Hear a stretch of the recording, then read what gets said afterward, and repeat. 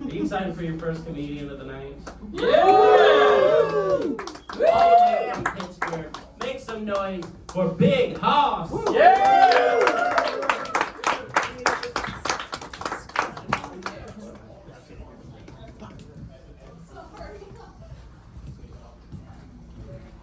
Give it up for Justin Powers, everybody. Yeah! Listen, I love Justin so much. Like, my first show as a comedian was a Pissbox show, but it wasn't at the house. I was doing it at the Morgantown art party. So this is my first time doing a show in the Pissbox. Yeah! The only problem when I first met Justin, though, I noticed whenever I meet new people, you kind of pick up on mannerisms. And sometimes I can pick up on people's voices. So every time I see Justin, I'm like, hey, what's up, dude? How's it going, Big Hoss? How's it going, buddy? And if you guys want to know how to do a Justin Powers accent, it's very easy. You got to go into a Matthew McConaughey. So you're just like, hey, buddy. You just suck a bunch of helium. Like, hey, buddy, what's going on? I don't know. I wanted to do that just for this. Because it makes me feel special. I'm a big guy, and one thing about being a big guy is I'm always paranoid I want to have beat up. Anybody? Nobody has that? No. I think everyone is paranoid. Oh no, because there's times like as soon as you smell it, you're like, fuck, is that me? Like, did I put deodorant on today? Was I stoned in the morning and just left the house, and did I, in a hurry? Or if you...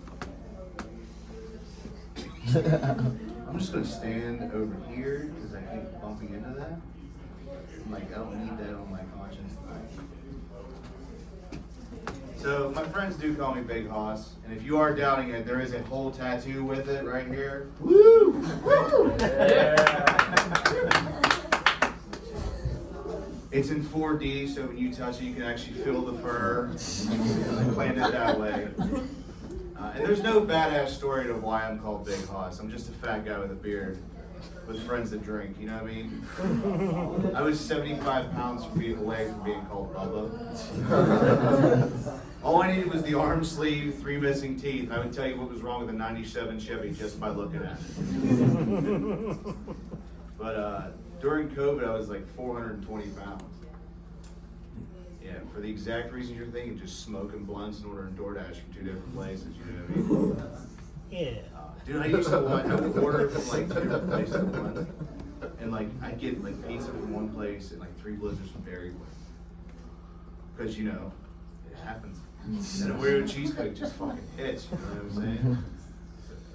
I would watch them race like Jabba the Hutt from Star Wars. I'd just be like, oh, pizza was coming. But it's cool, I'm down 135 pounds now. Woo! Yeah. Everyone's been asking me how I did, right? You started exercising, I went and took the Ozempic train.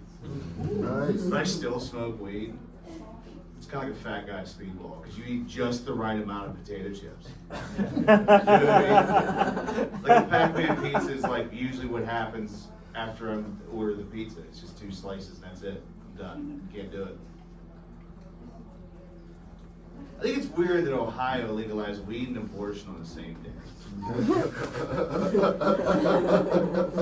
Like, oh no, I got my girl pregnant, what do I do? Fuck that kid, I'm good. I feel like they were tired of hearing, hey, you guys suck all the time. They're like, look, we're the cool kids now. You can do whatever you want here. Tell you what, I brought a, all right. I'm not very experienced when it comes to dating and stuff. And I brought a girl back to my apartment for the first time. Woo! And yeah, I was like, super nervous. And did you ever have your stomach betray you whenever you needed not to most? Like, I'm walking up the stairs to my apartment, I'm just hearing, I'm like, God, no. So I'm like, this has to be taken care of. It's just going to be explosive matter here. So let me describe to you what my apartment looks like to understand why this situation was a bad call.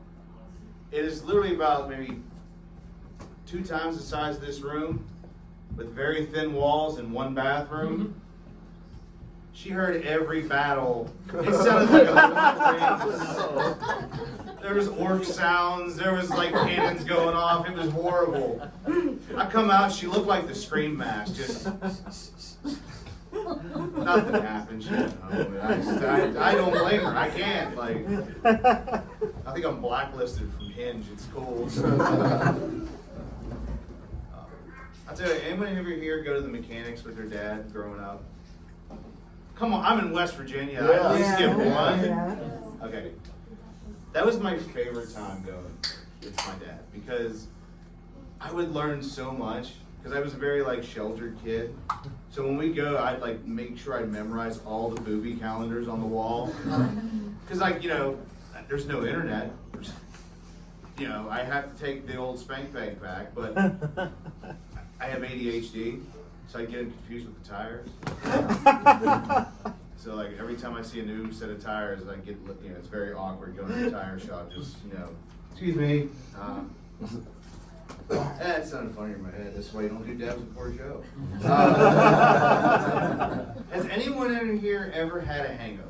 Yeah. Yes. Yeah. What is the worst hangover you guys ever had? What were you drinking? For locos. That's That's the generation. Irish car bombs. Yeah. I'll tell you one of the worst hangovers I ever had was in Nashville, Tennessee. I discovered a drink at the time, my young 22-year-old self, called vodka and Red Bull. And I thought I could drink anything. I drank double vodka Red Bulls. I didn't know you were supposed to have those maybe once a night, you know, just to kind of keep the party going. I drank them all night. Yeah, and if anyone who has drinking double vodka and Red Bulls before, know how this works. If you don't know how vodka Red Bull works, which I'm sure you do, we're all at the age here, is that you're basically riding a high all night from the Red Bull. Until a certain point around 2, 3 o'clock in the morning, when you're in the back of an Uber car, you're in mid-conversation and then lights out, you're passed out on the dude just rolling. He's just bouncing my head off the window like this. So my headache the next day was probably a concussion. But it felt like, when I woke up, it felt like a horse was tap dancing on my chest. My heart was ready to explode out. I don't know. Another one was bad, tequila sunrise. Anybody like tequila sunrise? Perhaps the gayest way to drink tequila, but yet the best tasting. It's awesome. When you look like me and I go to the bar and I go, can I get a tequila sunrise? Everybody looks at you. I scared Aaron Lewis from Stain when I ordered that. He looked at me and just like, bitch. I've recovered. It was cool. But I'll tell you what, those hangovers were the worst. Though. When I woke up, it felt like I had a fireball in my chest. Like it literally just felt like an ember of flame. Just I feel like I'm just in AA, just talking to people, just confessing all my sins. I remember the time I threw up on St. Patrick's Day. We've all done that. All right? That's a rite of passage. But did you ever throw up on yourself in a car on St. Patrick's Day? Yeah. Yeah.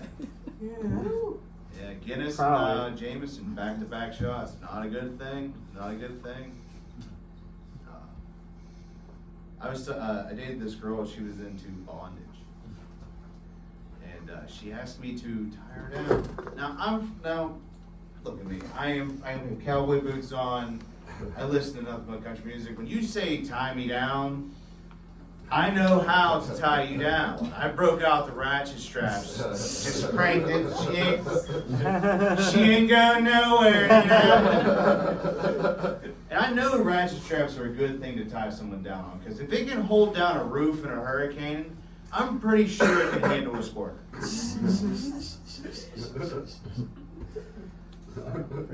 tell you what, I grew up a Christian, right? Like, you know, a very good Christian boy.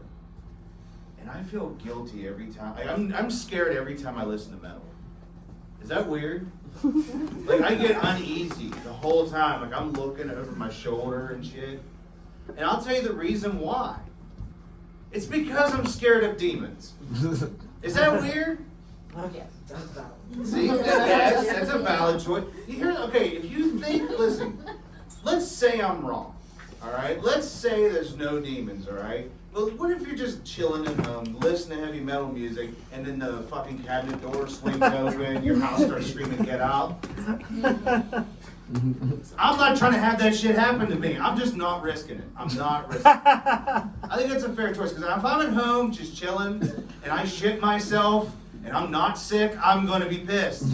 I don't want to do that. It's not fair.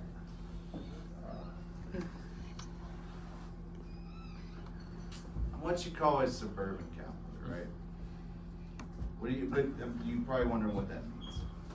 It means I think riding a horse looks cool, but I'm a bit of a bitch. You know what I mean? If I had a ranch, it'd be called Hidden Valley. Everybody's asking me, is that your truck outside? No, I drive a Chevy Trax. Anyway, guys, that's been my time. Give it up for your host, Justin Powers. Let's go. Keep it going for a big Hoss. And if he loses too much weight and I can't call him Big Hoss and I have to call him Andy Rice, I will fucking be pissed. Give it up for Andy Rice.